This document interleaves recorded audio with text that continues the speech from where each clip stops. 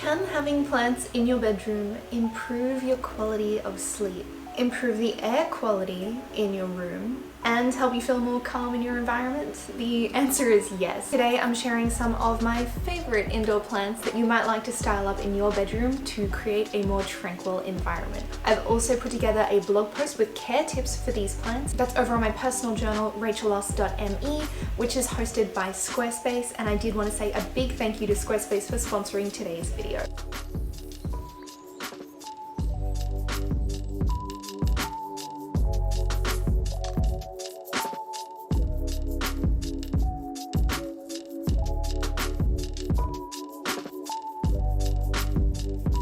Sleep, rest, and recovery are important not only for our physical health, but also our mental well-being. And there's a great big list of plants which we can include in rooms such as your bedroom to help improve that sleep quality. I will overlay some footage, but I've got my plants all around the house. I know not everyone has the ability to fill their entire house with plants, whether that is a partner or housemates or parents, whatever it is. So I thought I would compile a list of great ones which you could include perhaps in your bedroom to help improve your sleep, your rest, and your peace of mind. Before I jump into it, throw me a number in the comments section.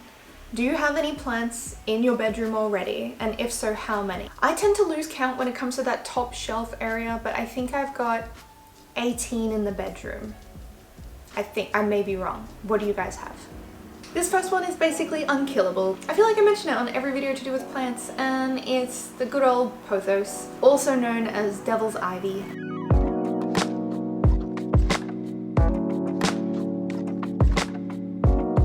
It can grow even in super unfavorable conditions, and it doesn't just have to grow in soil either. You could put it in a jar and let it grow in water if you don't want to have soil in your house. This plant you can teach to grow up a totem, you can string it across wherever, or you can just let it trail down, which I think is really beautiful. One of the main benefits of keeping this plant in your bedroom is it helps remove toxins from the air, and it can actually help eliminate odors. Pothos is proven to be effective at filtering out formaldehyde, carbon monoxide, and benzene, and on top of this, it's just so easy to care for. They're also probably one of the easiest plants to propagate.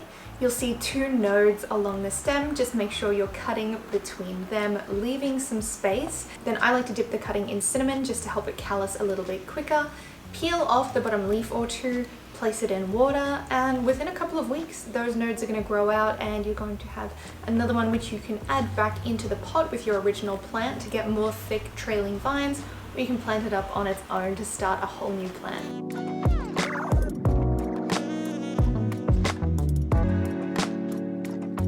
Peace lily is another reasonably easy plant to care for. It's also mentioned on a study which was done by NASA. They conducted a clean air study to determine which household plants clear of chemicals the best, and most of the plants, maybe even all, most of the plants today that I'm mentioning are on that list. A peace lily will tolerate low light if it has to. It will absolutely thrive in bright light if you've got bright light in your bedroom. And it will let you know when it needs to be watered. The leaves will start to droop over. It will look noticeably sad. So if you're someone who's not that great at taking care of plants, peace lily is going to tell you when it wants to be watered. The peace lily is another plant which can be grown directly in water. One of my clients, Alexis, actually taught me this, and what you want to do is make sure that when you get it, wash all the soil off it completely, and then you can place it in a vase or a jar and allow it to grow. You might also like to place some stones at the bottom of the jar just to make it a little bit more aesthetically pleasing. But my little one has produced so many flowers since I've just left it in this jar of water. It's incredibly happy because they are the kind of plant that needs a lot of hydration. A peace lily can also naturally neutralize benzene, carbon monoxide, and formaldehyde, just to name a few. And they've been shown to filter out more air pollution than a lot of other common household plants. This is one of those plants where some days I love it and some days I just don't like it. And it's because of how it looks. It's very structural, it's very architectural, and that's the snake plant, also nicknamed mother-in-law's tongue. So I have mine set up in my lounge room because that's a spot that has really, really bright light. So these won't be too great in a low light area of your house. They want somewhere bright, they like to dry out, and if you water them too much, they're actually going to rot quite easily. It can be a reasonably slow grower depending on the conditions that you have it in, but you probably only need to water it every couple of weeks. I water mine maybe every third time that I would water everything else. The snake plant is another one that is great at filtering your air and removing toxins. And the way that they do this is the leaves absorb the toxins, it travels through to the root system of the plant, and then it's broken down by microbes in the soil. A snake plant is also rated as one of the best plants for emitting oxygen at night. And that's the reason that I'm including them on this list, because they are actually incredibly helpful, and making sure there's adequate oxygen saturation in a room is what's gonna help improve your sleep quality. Now, I'm not sure why, but I always get these comments on plant videos saying they're dangerous in the house at night because they absorb the oxygen. Yes, of course a plant is going to absorb some oxygen, but they don't just suck all the air out of a room. You know, having a pet in your house is going to use more oxygen than a plant. So you don't have to fear keeping them in your bedroom because they're not gonna suck all the air out of the room. They're actually gonna help produce some more oxygen.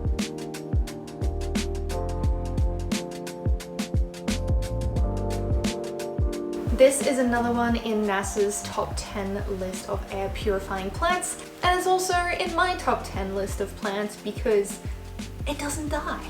It's so easy to look after, and that's the heartleaf philodendron. These plants are incredibly good at absorbing and removing formaldehyde from the air, but they can be toxic to pets and children, so just make sure they're out of the way of anyone or anything who may like to rip them down and try to eat them. I have a few of these set up on the plant shelf in my room where I have all the trailing plants. So I have some heartleaf philodendron, and I guess it's similar, like along the similar lines, there's philodendron Brazil up there too. And I love how they look. I love the shape of their leaves. I think they're gorgeous when they're left hanging down and trailing. I have another one set up in a cart in our dining room, and it is honestly just taking over.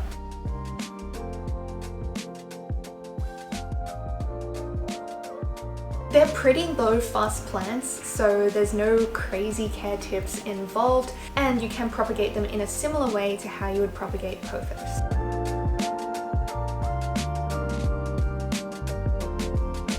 The last one on my list today is the spider plant. It's another very easy one to propagate because it's got all the little babies hanging off the end, ready for you to pot up. This is another one which is also rated incredibly highly for its ability to cleanse the air. The NASA test, which I mentioned earlier, showed that the spider plant is actually able to remove about 90% of the formaldehyde from the air. And I've mentioned that a few times, so you're probably wondering, like, what is it in?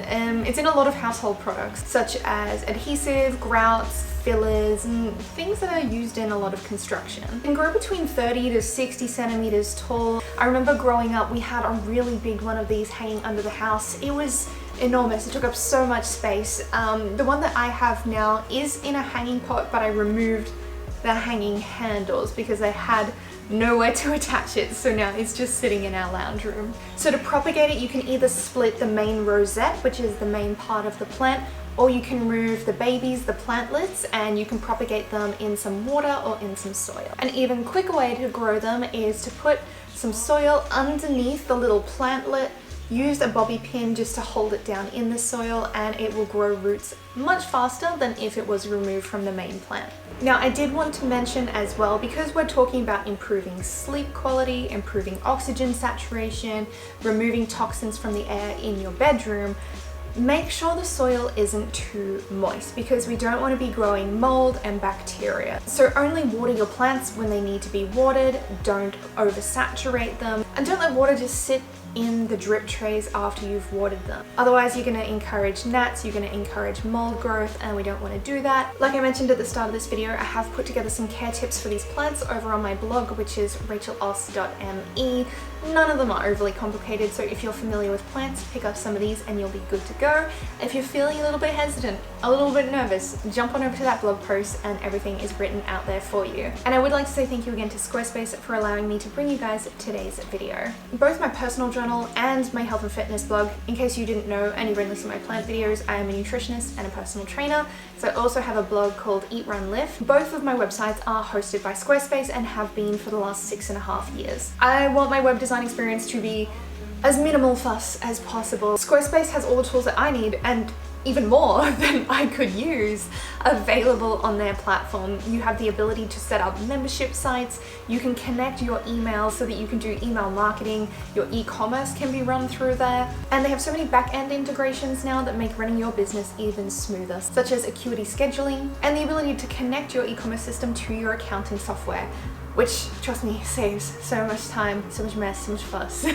If you're looking for an all-in-one platform, they are the place to go. You can jump on squarespace.com and start a free trial, see how it feels, look through all their gorgeous templates and find one that suits your brand voice. And then you can customize your colors, your imagery. You can go ahead and put custom CSS in there if you want to, or you can just work directly with the templates that are available. And then when you're ready to launch your site, you can go to the URL, which I've put on the screen, or I've linked in the description box, and you can get 10% off your first purchase. So that plant care post is over there for you guys. Thank you for watching. Thanks for hanging out. Let me know if you end up putting any of these recommendations in your room. You're gonna end up with like this sparkling water of bedroom air. And hopefully it helps you sleep and it helps you relax a little bit better. If you're not already, feel free to come on over and join me on Instagram, which is @RachelAust, and I'll catch you guys in my next upload. Bye.